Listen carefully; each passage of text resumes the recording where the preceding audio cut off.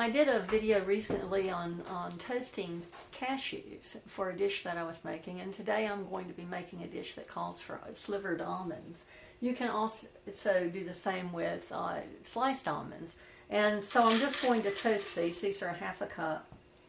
And you put it in a warm pan. This is on medium heat.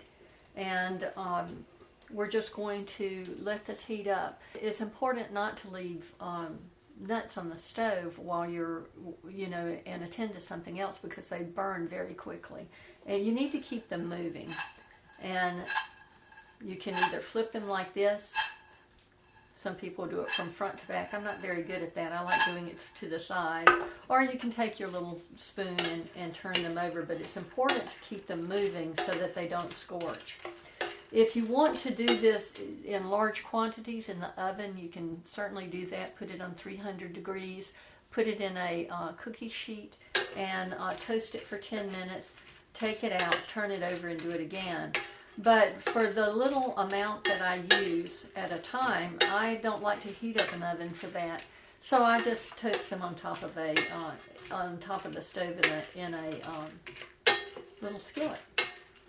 And it's already becoming very fragrant. You can see some of these are starting to brown.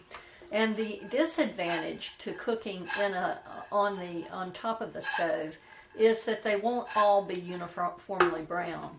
But I make peace with that. I don't mind that. They'll all have that wonderful toasty flavor, which is what you want. But you do have to be particularly careful about not letting them scorch. Okay, these are starting to, and you can also cook them at a lower temperature and have better luck with it. I'm never that patient. And they're starting to scorch a little bit on some of them, so I'm done.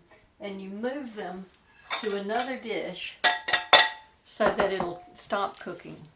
If you leave it in the pan, you can't just leave it in the pan and say we're done and walk away, because it'll continue to cook and it'll scorch your nuts.